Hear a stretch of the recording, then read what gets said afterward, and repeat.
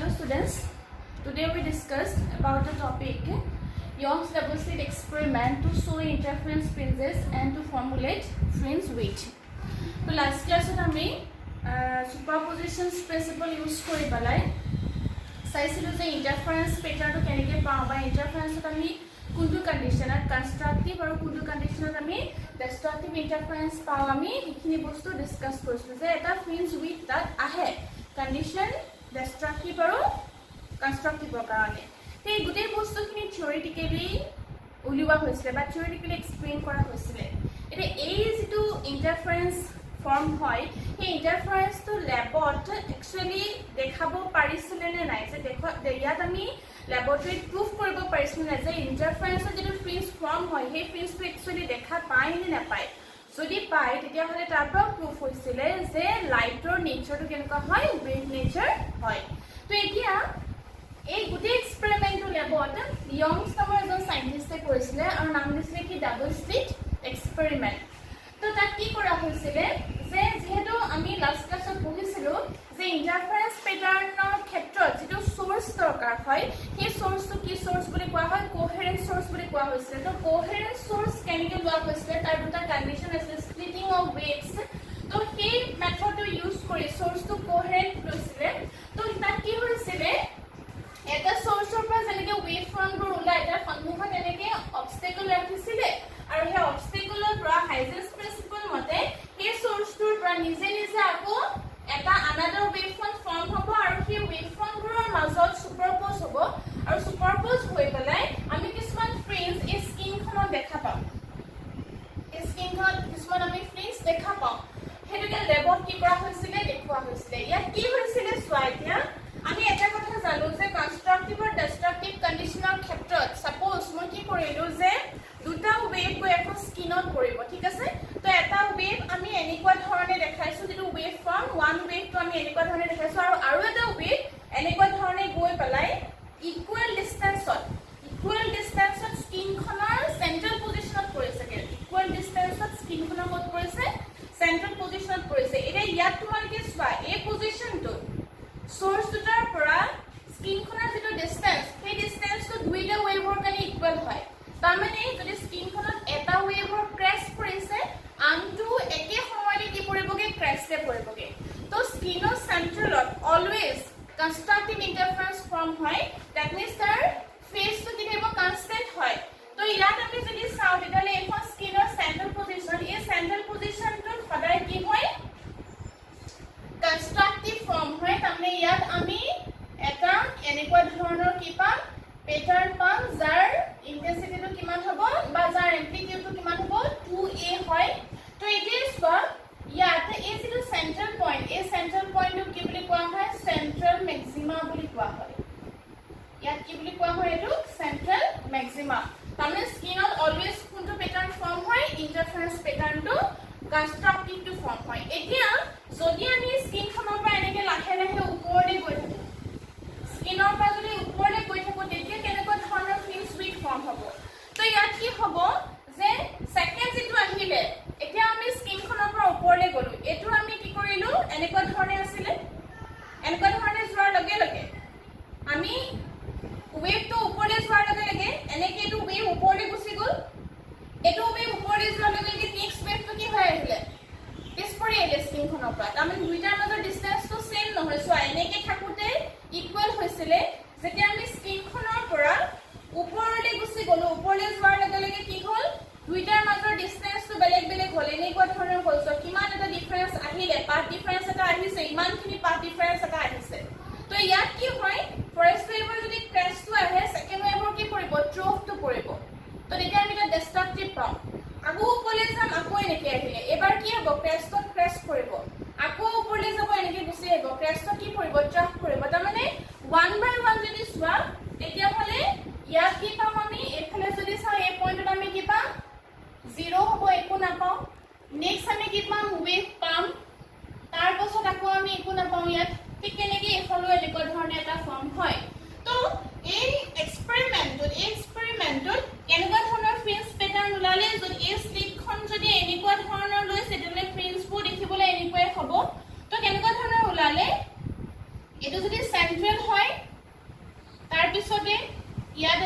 ওলালে এনেকুৱা ধৰণে কিছুমান কি ওলালে ফ্ৰিঞ্জ ওলাই গ'ল এটো যদি আমি সেন্ট্ৰাল বুলি কওঁ ইয়াত এটো এটা আহিছে ব্ৰাইট এটো কি আহি গ'ল ডাৰ্ক আকৌ কি আহি গ'ল ব্ৰাইট আকৌ কি আহিব ডাৰ্ক ব্ৰাইট এনেকুৱা ধৰণে কন্টিনিউয়াসলি কিছুমান প্যাটাৰ্ন ফৰ্ম হৈ গ'ল তো এই যিবোৰ ব্ৰাইট আৰু ডাৰ্ক ফ্ৰিঞ্জ ফৰ্ম হয় এইবোৰৰ মাজৰ যিটো ডিসটেন্স যাক আমি ফ্ৰিঞ্জ উইক বুলি কওঁ যে দুটা সাকসেসিভ ব্ৰাইট পইণ্ট আৰু দুটা সাকসেসিভ ডাৰ্কৰ মাজৰ যিটো ডিসটেন্স এটো ফ্ৰিঞ্জ উইক বুলি কয় যাক আমি ক্যালকুলেট কৰিব পাৰো তো আমাৰ সেইটো কেনেকুৱা ধৰণে ক্যালকুলেশন কৰা হয় ইয়াত তোমালোকে দেখিছা যে মই আকৌ এটো ৰিপিট কৰি দেখাইছো তোমালোকক ফ্ৰিঞ্জ উইকটো এনেকুৱা ধৰণৰ ধৰি ললো এটো হলো বেবোৰ এনেকুৱাকে ফৰ্ম হ'ব এনেকুৱাকে মই তোমালোকক দেখাইছো এটো ধৰি ললো আহিলে তো এটো এই পোৰশনটো সেন্ট্ৰাল ম্যাক্সিমাম এটো সেন্ট্ৰাল ম্যাক্সিমাম মানে এটো ব্ৰাইট ইজ অলৱেজ ব্ৰাইটে হয় এটো আহি গ'ল ডাৰ্ক ডিস্ট্ৰাকটিভ এটো আহি গ'ল ব্ৰাইট কনস্ট্ৰাকটিভ এটো আহি গ'ল ডাৰ্ক এগেইন কি আহিব ব্ৰাইট এনেকুৱা ধৰণে আহিব এতিয়া দুটা সাকসেসিভ ব্ৰাইট আৰু দুটা সাকসেসিভ ডাৰ্কৰ মাজৰ যেটো ডিসটেন্স কিমান ডিসটেন্সত ফৰ্ম হয় ফ্ৰিঞ্জ উইকটো হেতু এটা ক্যালকুলেশন কৰি উলিওৱা হয় যে এটা ম্যাথমেটিক্যাল ক্যালকুলেশন হয় জ্যামিতিক্যাল হয় তো হেতু কি কৰা হৈছিলে ফৰ্মুলেট কৰা হৈছিলে ফ্ৰিঞ্জ উইকৰ ক্ষেত্ৰত তো আমি নেক্সট আমাৰ সেই টপিকটো আমি উলিয়াম যে কেনেকৈ ফ্ৰিঞ্জ উইক ক্যালকুলেট কৰিছে যেটো আমাৰ এই ইন্টাৰফাৰেন্স পাৰ্টৰ খুব ইম্পৰ্টেন্ট এটা টপিক হয় এক্সামত প্ৰায় আহি থাকে হেতু তো আমাৰ একচুয়ালি যেটো আজিৰ টপিক হেতু হৈছে ক্যালকুলেশন অফ ফ্ৰিঞ্জ উইক এটো কি হয় ক্যালকুলেশন অফ ফ্ৰিঞ্জ উইক হয় তাৰ কাৰণে মই তোমালোকৰ এটা ফিগাৰ ড্ৰ কৰি থৈছো তো ক্যালকুলেশন অফ ফ্ৰিঞ্জ উইকৰ এই ফিগাৰটো আমাৰ অতি দৰকাৰ এই ফিগাৰটোত আমি কি বস্তু ধৰিছো মই অলপ কৈ দিছো ষ্টাৰ্টিংত বস্তুখিনি লিখি লোৱা তোমালোকে তো ইয়াত কি কৰা হৈছে চোৱা ফাৰ্ষ্ট ডি এই ডিটোৰ কথা কৈছো ডিটো হৈছে এটা ডিসটেন্স কাৰ ডিসটেন্স সোৰ্স দুটাৰ মাজৰ ডিসটেন্স s1 আৰু s2 দুটা সোৰ্স এটা সোৰ্সৰ পৰা দুটা স্প্লিট হৈছিল এটো মই দেখাইছো আগতে দুইটা সোৰ্সৰ মাজৰ ডিসটেন্সটো স্মল d হয় স্কিন আৰু সোৰ্সৰ মাজৰ এটা পাৰপেন্ডিকুলাৰ ডিসটেন্স লোৱা হৈছে তো কিমান capital D next from the center c পৰা এটা ডিসটেন্স x আমি এটা পয়েন্ট হৈ লৈছো এটো হৈছে p পয়েন্ট এইখিনি কথা তোমালোকে লিখিব লাগিব মই কৈ দিছো তোমালোকে লিখা হেতু D is the distance between the slits. D is the distance, small d is the distance between the slits S1 and S2. S1 and S2. Full stop. Capital D. This one, capital D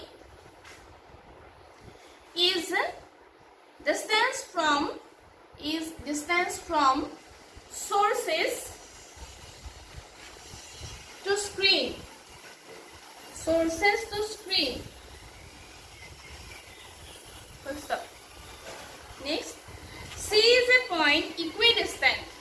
C, capital C is a point equidistant from S1 and S2. From S1 and S2 such that waves reach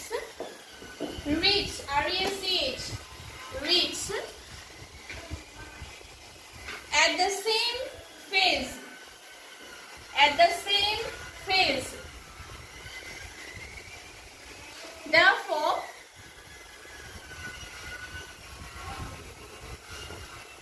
it is a bright point called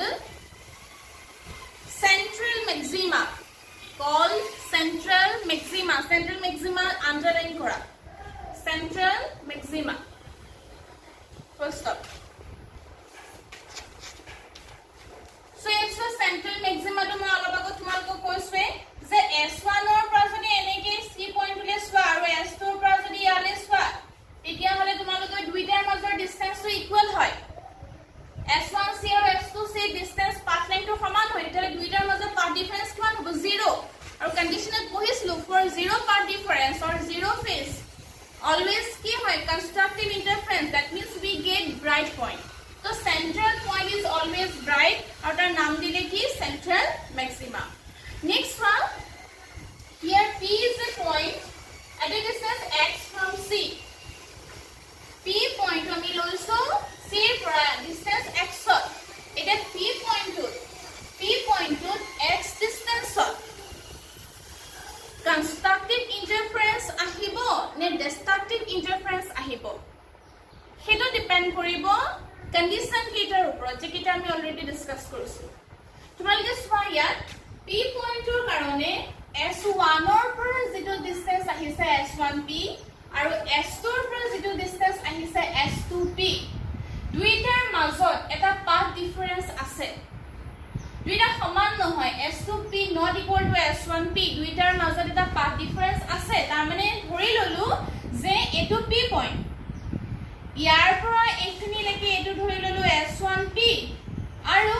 ইয়াৰ পৰা এইখিনি লৈকে এটো P S2P তো তেতিয়া হলে দুইটাৰ মাজৰ ডিসটেন্সটো আমি যদি উলিয়াবলে কওঁ ডিফাৰেন্স কিমান এই দেখো হ'ব ইয়াৰ ডিফাৰেন্স তেতিয়াহলে পাথ ডিফাৰেন্স হ'ব এই দেখো তো ঠিক একে ধৰণে ইয়াটো S1P আৰু S2P মাজত এটা পাথ ডিফাৰেন্স আছে তো সেই পাথ ডিফাৰেন্সৰ ওপৰত ডিপেন্ড কৰি আমি ক'ব পাৰিম যে P is a bright point or dark point so তেতিয়া হলে আমি কি চাব পাৰো path difference between S2P and S1P আমি কি চাম path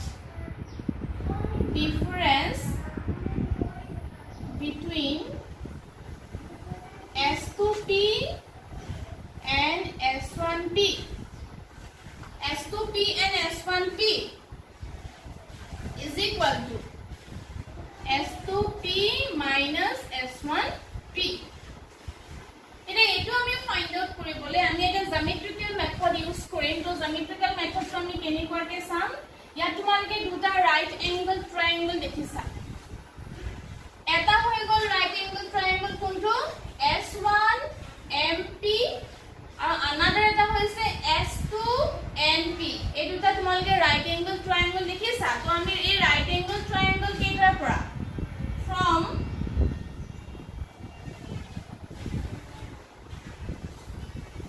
triangle বলে মই লিখিছো S2MP and right angle triangle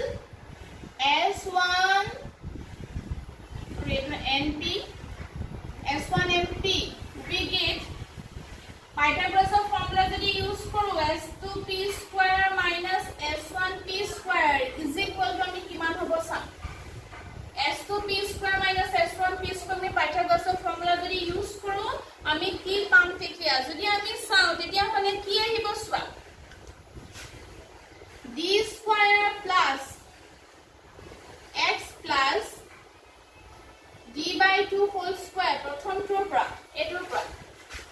d square plus এডোখৰ কিমান x আৰু mn ডোখৰ যদি চোৱা c n এডোখৰ যদি d হয় তেতিয়া হাফ পোৰশন কিমান হ'ব d by 2 হ'ব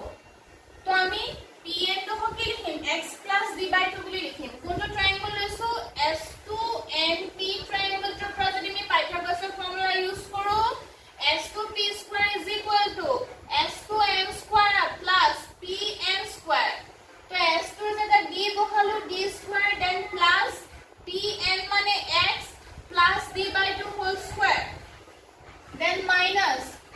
next to কানে কি আহিব d square plus x minus d by 2 whole square ৰিসোৰ্টো কানে কিমান আহিব x minus d by 2 whole square এটা সবা যদি এটো আমি ক্যালকুলেট কৰো এটা মই নেক্সট স্টেপটো ডাইৰেক্ট লিখিছো ইমানখিনি আমাৰ লিখাৰ দৰকাৰ নাই আমি কি পাম 2xd পাম এটা যদি আমি চাও তেতিয়া হলে আমি কি পাম 2xd পাম নেক্সট আহিব S2P minus S1P এটা আমি a square minus b square formula লৈ গলো is equal to 2xd divided by S2P plus S1P is equal to 2xd by twice d we get xd divided divided by capital D. तो part difference আহিলে S2P minus S1P XD by capital D. এতিয়া আমি কল যে S2P plus S1P জায়গাত আমি কি কাৰণে 2D লিখিলো কেনে 2D লিখিলো তাৰ এটা কন্ডিশন আছে since capital D is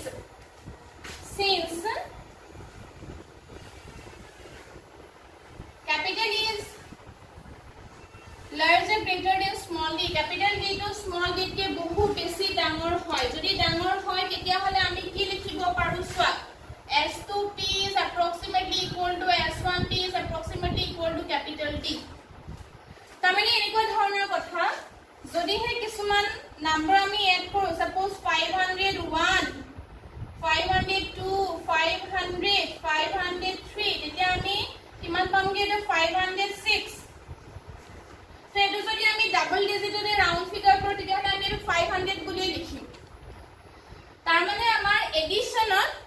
A smallest number ৰে একো ইফেক্ট নকৰে মাইনাস বা মাল্টিপ্লিকেশনত কৰিব পাৰে কিন্তু এডিশনত আমাৰ এবোৰে ইমান ইফেক্ট নকৰে সো সেই কাৰণে আমি দুইটাৰ ক্ষেত্ৰতে তাৰ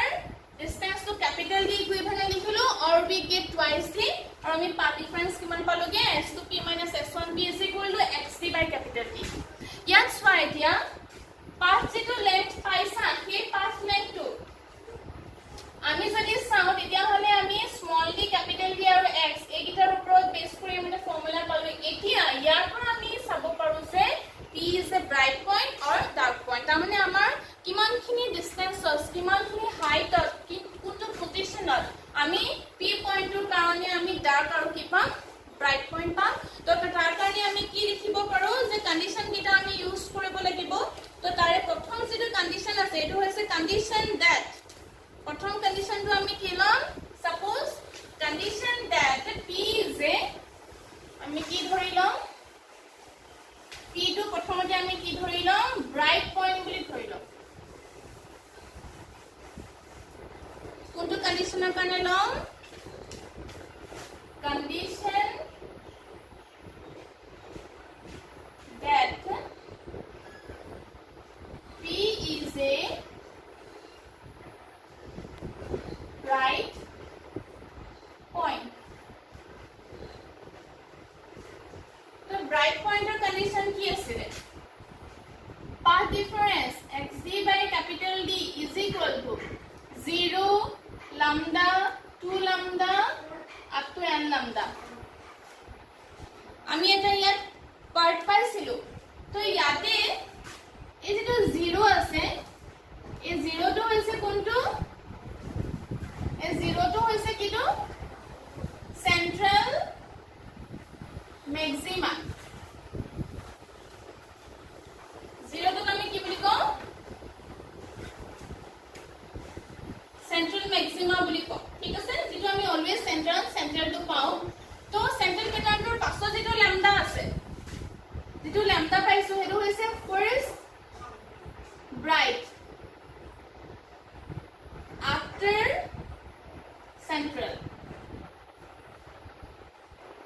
সেন্ট্ৰালৰ পাছৰ প্ৰথম ব্ৰাইটটো হয় 2 ল্যামডাটো হৈছে সেকেন্ড ব্ৰাইট after central यानी कि गो ठीक तो এতিয়া ইয়াত ইয়াৰ n equal to আমি 0 to start নকৰো 0 is always bright তো 0 to আমাৰ কাউন্টিংত নাহে 0 to সদায় কি থাকিব ব্ৰাইটে ওলাই তো একাৰণে আমি n equal to ইয়াত কিহৰ পৰা start কৰিম 1 2 3 পৰা start কৰিম n equal to পৰা start কৰিম 1 2 3 পৰা start কৰিম then when n equal to 1 then we get first bright after central when n equal to 2 then we get central bright after central तो ইয়াত আমি 0 to counting होता है 0 to সদায় কি হ'ব হেতু ব্রাইটে হয় তো এখানে এটো বাদ দি আমি বাকিখিনি কাউন্ট কৰিছো এখানে আমি n equal to কিমান ধৰিছো 1 2 3 আমি ধৰিছো এতিয়া সোৱা ইয়াত n বে কি বুজাই আছে here n is number of fins after central fins n is number of fins after central fins or পাছত n or number বো আমি কাউন্ট কৰিছো তো এতিয়া ইয়াৰ পৰা যদি আমি nth fins তো Leo therefore nth bright fins n at bright fringe তো কিমান আহিব ইয়াৰ পৰা যদি চাও xn capital D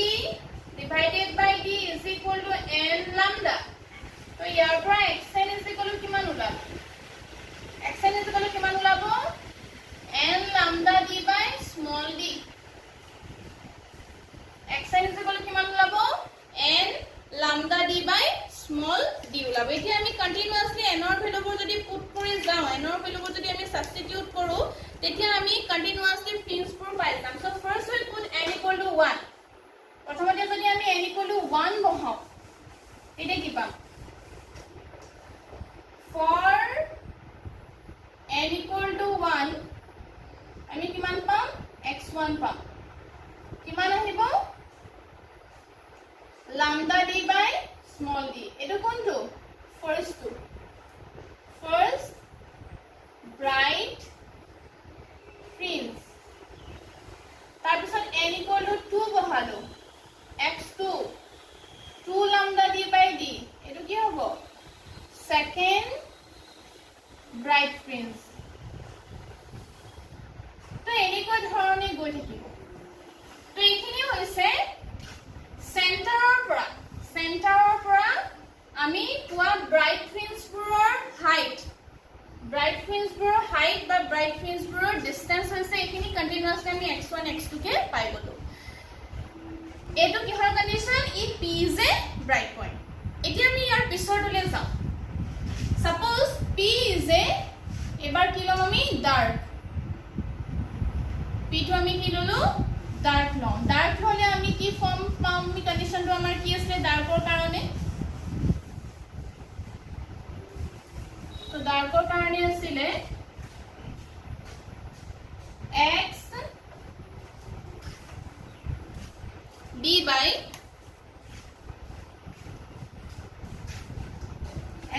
capital D is equal to প্ৰথমটো কিমান আছিল lambda by 2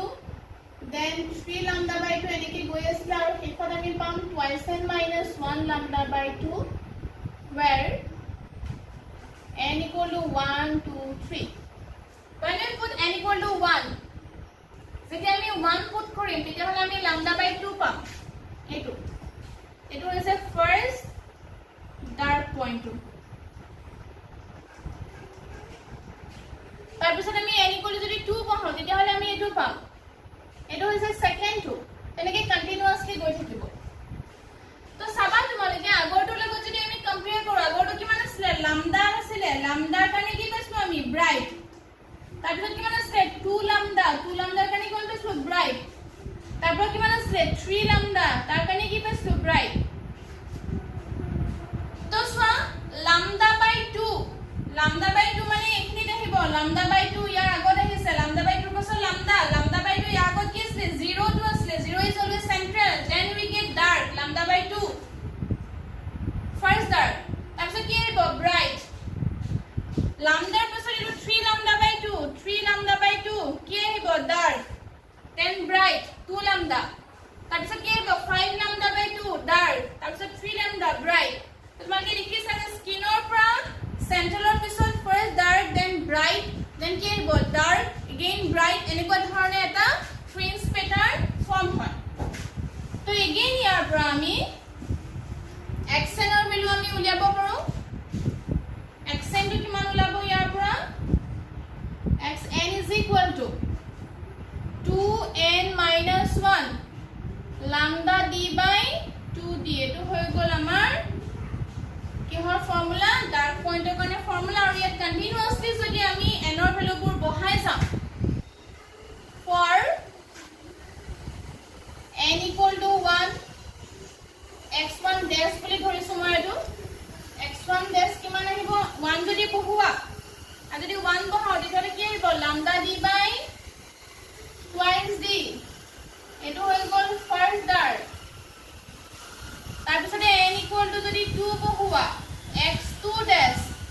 2 বহালে কিমান আহিব 2 to 4 minus 1 3 lambda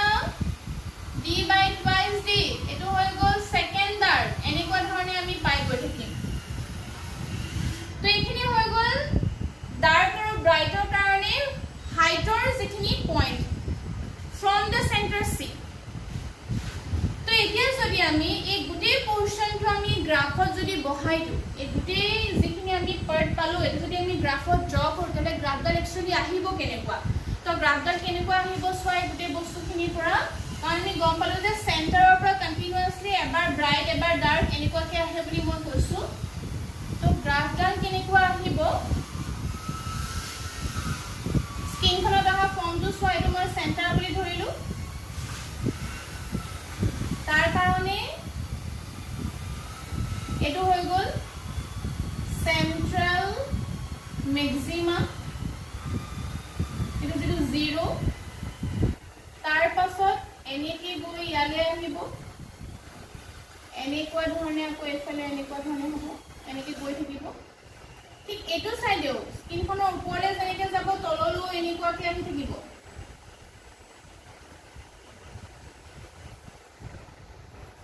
তো এতিয়া ইয়াত চোৱা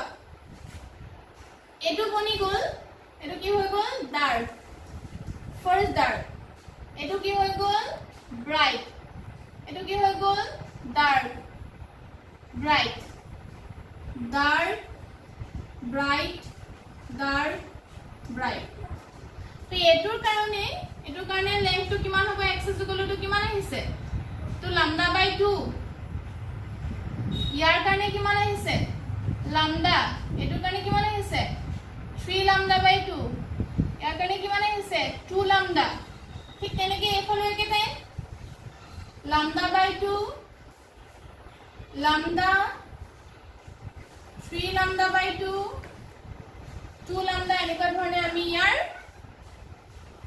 x ৰ পজিশন এবোৰ ডিসটেন্স তো আমি পাই যাম এফালে distance of position one side is positive another one is negative অকল স্ক্ৰীনখনৰ ওপৰৰ ফালে নাপাওঁ আমি তলৰ ফালেও এটো পাওঁ তো এটো আহি গল গ্ৰাফ এনেকুৱা ধৰণে এটা ইন্টাৰফাৰেন্স প্যাটাৰ্ন ফৰ্ম হয় এটা কথা হল কি সোৱা এই যেটো গ্ৰাফ আমি পালো এই যেটো ফ্ৰিঞ্জ উইথ পালো এই উইথবোৰ একচুয়ালি কিমান হয় ফ্ৰিঞ্জ উইথটো কিমান হয় যে এটাৰ যেটো ফ্ৰিঞ্জ উইথ আনটোৰ কাৰণেও সেম হয় নে নহয় তাৰ মানে এনেকুৱা ধৰণৰ যদি হে সেন্ট্ৰেলত ইমানখিনি উইথ পাইছো এই পজিশনটো যদি উইথ পাইছো ইয়াৰ পাছত যেটো পাবা dark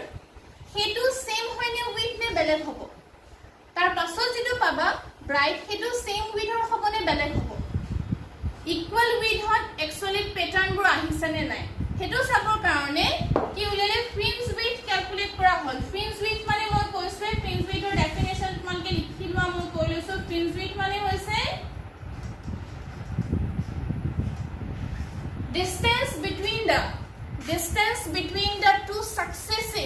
distance between the two successive dark or bright point is called fringe width তাহলে fringe width কোনডখৰ পৰা কোনডখৰলৈ গব এটো bright point এটো ব্ৰাইটৰ পৰা ইটো ব্ৰাইটৰ মাজৰ যেটো ডিসটেন্স হেতু fringe width বুলি কব fringe width তেনেকে এটো ডাৰ্কৰ পৰা এটো ডাৰ্কৰ মাজৰ ডিসটেন্সটো কি বুলি কব fringe width বুলি কব তো এটো একে হয়নে নহয় এটো একে হয়নে না উলিয়া বুলি কি কৰা হয় fringe width কেনেকৈ লিখা হয় xn xn 1 কৰিলে ওলাই যাব xn xn 1 কৰিলে আমি fringe width পাই যাম তো আমি ধৰি ললো যে প্ৰথমতে এই ফৰ্মুলাটো প্ৰথমতে আমি এক বিটা বুলি ডেনোট কৰিছো ঠিক আছে এটোক আমি বিটা বুলি ডেনোট কৰিছো fringe width তো প্ৰথমতে আমি চাই লওঁ যে x2 x1 কৰিলো তাৰমানে n মই 2 বহাইছো আৰু এফালে 2 1 then x1 এটো মই চাই লওঁ প্ৰথমতে for bright fringeৰ কাৰণে widthটো কিমান ওলাই চাম তো ব্ৰাইটৰ x2 টো কিমান আছিল ব্ৰাইটৰ x2 টো যদি আমি চাও তেতিয়া হলে হেতু আমি কিমান পাইছিলো x2 টো 2 lambda d by কি আছিল x2 ৰ কাৰণে আমি কিমান পাইছিলো 2 lambda d by d 2 lambda d by d হয়নি 2 lambda d by আমি কি পাইছো d পাইছো then minus x1 কিমান lambda d by d তো এটো কিমান ওলাব lambda d by small d তো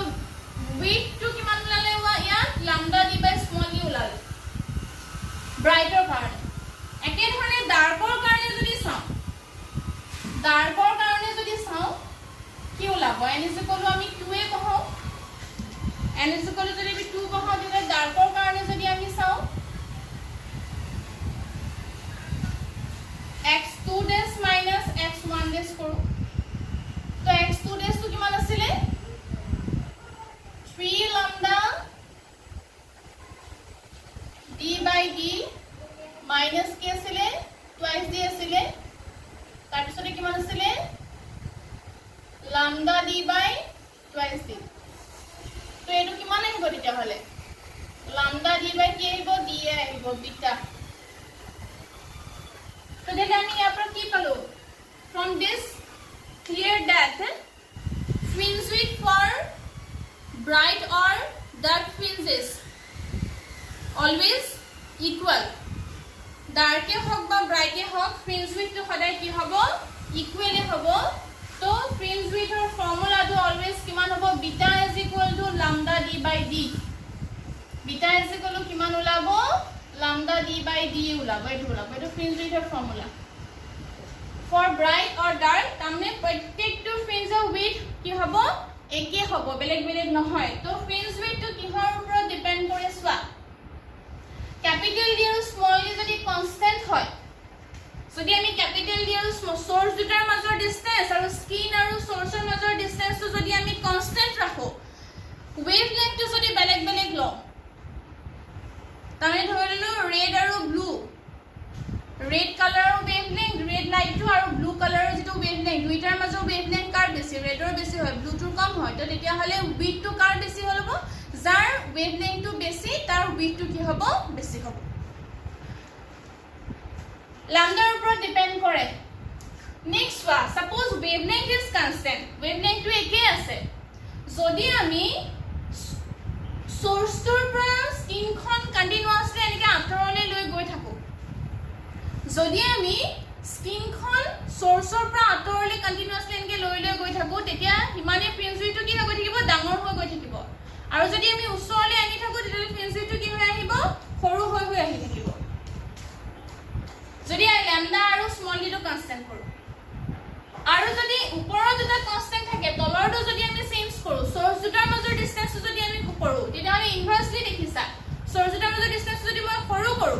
যিমানে সৰু কৰি আনো সিমানে উইথ কি হৈ গৈ থাকিব ডাঙৰ হৈ গৈ থাকিব আৰু যিমানে মই বেছি ডাঙৰ কৰো তেতিয়া হলে উইথটো কি হৈ গৈ থাকিব সৰু হৈ গৈ থাকিব তো এইখিনি বস্তু ইয়াৰ পৰা আমি ফ্ৰিঞ্জ উইথৰ ফৰ্মুলা পৰা ইয়াৰ পৰা lambdaও আমি উলিয়াব পাৰো lambda কিমান হ'ব ইয়াৰ পৰা beta d by capital D এটো ওয়েভলেংথৰ ফৰ্মুলা আমি ইয়াৰ পৰা আমি পাব পাৰো তো এইখিনি আছিল Young's double slit এক্সপেৰিমেন্টৰ mathematical formation calculation of fringe with তো এটা এক্সামত তোমালকৰ আহে উলিয়াবলে কন্ডিশন অফ ব্ৰাইট আৰু ডাৰ্কৰ কাৰণে এটো উলিয়াবলে আহে Young's double slit এক্সপেৰিমেন্ট বুলি কৈ দিব তেতিয়া তোমালকে এইখিনি কথা লিখিব লাগিব নেক্সট মোস্ট ইম্পৰ্টেন্ট ইয়াৰ পৰা নিউমেৰিকেল আহে তো নিউমেৰিকেলৰ বস্তুখিনি জানিবলৈ হলে গুটে কনসেপ্টটো তোমালকৰ ক্লিয়াৰ হ'ব লাগিব লগতে প্ৰত্যেকটো ফৰ্মুলা তোমালকে জানিব লাগিব কন্ডিশন ব্ৰাইট আৰু ডাৰ্কৰ কাৰণে কোনটো ফৰ্মুলা ফৰ্ম হৈছে n = 1 বহালে কেনেকুৱা হ'ব এই গুটে বস্তুখিনি তোমালকে মাইন্ডত ৰাখিব লাগিব এই গুটে যিমানখিনি মই ডিসকাস কৰিলে গুটে বস্তুখিনি প্ৰত্যেকটো স্টেপ তোমালকৰ মনত থাকিব লাগিব তেতিয়াহে তোমালকে নিউমেৰিকেলবোৰ কৰিব পাৰিবা তো তোমালকে ট্ৰাই কৰিবা মই তোমালক কেটেমান নিউমেৰিকেল দিম তোমালকে প্ৰথমতে নিজে ট্ৰাই কৰি সোৱা টপিকটো বুজি পেলাই তাৰ পিছত মই তোমালক কেটেমান কৰি পঠিয়াই দিম বা দেখাম তো আজি আমাৰ এইখিনি বস্তু ইয়ালৈকে আছিল এটা ইয়াৰ পাছত কি হ'ব কথাখিনি তোমালকে ইয়াৰ পাছৰ বস্তুখিনি আমি যিখিনি তোমালকৰ বুকত আছে তাতে এটা সৰু পাৰ্ট আছে ডিফ্ৰেকশন আগতে বেছিকে আছে এটা ডিফ্ৰেকশনৰ খুব এটা কম অংশহে তোমালক দিছে যেহেতু সিলেবাসটো কমান তোমালকৰ ৰিডিউস কৰিছে 30% মান সো ডিফ্ৰেকশন প্যাটাৰ্নটো আমি পিছত তো what is diffraction এই বস্তুখিনি তোমালকৰ আছে তো আমাৰ পিছত এই বস্তুখিনি আমি ডিসকাস কৰিম ওয়েভ অপটিক্সৰ আমাৰ ইমানখিনি লৈকে আছিল বস্তুখিনি এই বস্তুখিনি আজি তোমালকৰ শেষ হৈছে এটা সৰু ম্যাথমেটিক্যাল পোৰশন এটা আছে একদম সিম্পল ম্যাথমেটিক্যাল পোৰশন জ্যামিতিক্যাল তোমালকে ইজিলি এখিনি বস্তু মই নোট দি দিলে তোমালকে বুজি পাবা হেতু মই তোমালকক পঠিয়াই দিম কেতিয়াবা এক্সামত আহে মই কোৱেশ্চনটোৰ সৈতে মই দি দিম হেতু আৰু বাকি এই বস্তুখিনি ভালকে চাবা নিউমেৰিকেল কেটা তোমালকে কৰিবা তো আজি আমাৰ ৱেভ অপটিক্সৰ পাৰ্টটো ফিনিছ হৈছে বুলি ক'ব পাৰোঁ নেক্সট আমি এটা নতুন চেপ্টাৰলৈ আমি যাব পাৰিম তো আজিলৈ আমাৰ এইখিনিতে হ'ব থেংক ইউ